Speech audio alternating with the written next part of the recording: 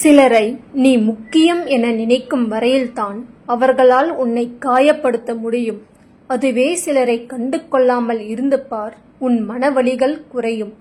சிந்தித்து செயலாற்றுங்கள். நாம் விரும்பியதை அடைந்தால் அது வெற்றியாகும்.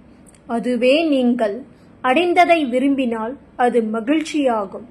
எதுவுமே நாம் ஏற்றுக்கொள்ளும் மனப்பக்குவத்தில்தான் இருக்கிறது நம்முடைய மகிழ்ச்சியும் துன்பமும். சிந்தித்து செயல்படு. உன்னை புரிந்து கொள்ளாத உறவுகளிடம் சரி எது தவறு எது என்று நம் நிலையை புரிய வைப்பதை விட விலகி நின்று அதை கடந்து செல்வதே சிறந்த வழியாக இருக்கும். சிந்தித்து செயல்படு. இந்த நிலையும் மாறும், கவலை கொள்ளாதே. உன் வாழ்க்கையை நீ மனதார ஏற்று மகிழ்ச்சியுடன் நேசித்து வாழத் தொடங்கிவிட்டால் எவ்வளவு பெரிய பாரமாக இருந்தாலும் சுமையை சுகமான நற்பாதையாய் உன்னால் உருவாக்க முடியும். தன்மானத்தை இழந்து எதையும் அடைய வேண்டும் என்று அவசியமில்லை. எந்த இடத்தில் நம்மை வைக்கிறார்களோ அதே இடத்தில் அவர்களையும் நாம் வைத்துவிட வேண்டும். உறவுகள் முக்கியம்தான், அதைவிட சுயமரியாதை மிக முக்கியமாகும். அதிகமான கஷ்டங்களையும் நஷ்டங்களையும் அடைந்த பிறகுதான் மனிதன் அதிகமான அடக்கத்தையும் அறிவையும் பெறுகிறான்.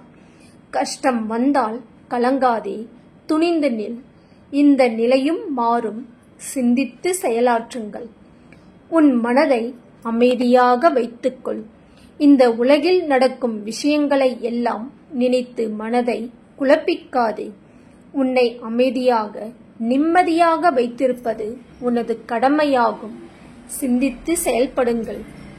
உங்களுடைய சூழ்நிலைகள் எந்த நேரத்திலும் மாறக்கூடும். இந்த வாழ்க்கையில் யாரையும் மதிப்பிடவோ காயப்படுத்தவோ வேண்டாம். நீங்கள் இன்று சக்தி வாய்ந்தவராக இருக்கலாம், ஆனால் காலம் உங்களை விட சக்தி வாய்ந்தது. சிந்தித்து செயல்படு. நம்முடைய வாழ்க்கையில் சில அவமானங்கள் தான் நம்மை சரியாக வாழ கற்றுக் கொடுக்கின்றன. அவமானத்தை நீ அனுபவமாக எடுத்துக்கொள். அவமானப்படுத்த ஒருவன் இல்லை என்றால் நமக்கு தன்மானம் என்று ஒன்று தெரிந்திருக்காது. மனதில் அவ்வப்போது சலனங்கள் எழத்தான் செய்யும். அதற்காக அந்த சலனங்கள் தான் நீ என்று பலவீனமாக நினைத்து விடாதே. சிறு தோல்விகளை கூட தைரியமாக எதிர்கொள். உன் பலம் என்னவென்று உனக்கு தெரியும். உன் பலத்தை நம்புங்கள், பலவீனத்தை கண்டு கொள்ளாதீர்கள். எங்கே வாழ்க்கை தொடங்கும், எங்கே எவ்விதம் முடியும், இதுதான் பாதை, இதுதான் பயணம் என்பது யாருக்கும் தெரியாது. பாதையெல்லாம் மாறி வரும், பயணம் முடிந்துவிடும். இதை புரிந்து கொண்டால் மயக்கம் தெளிந்துவிடும். ஒன்றை இழந்தால் அதைவிட சிறந்தது உன்னை வந்து சேரும்.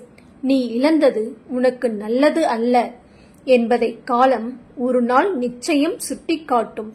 நம்பிக்கையோடு காத்திரு. உனக்கானது நிச்சயம் உன்னை வந்து சேரும்.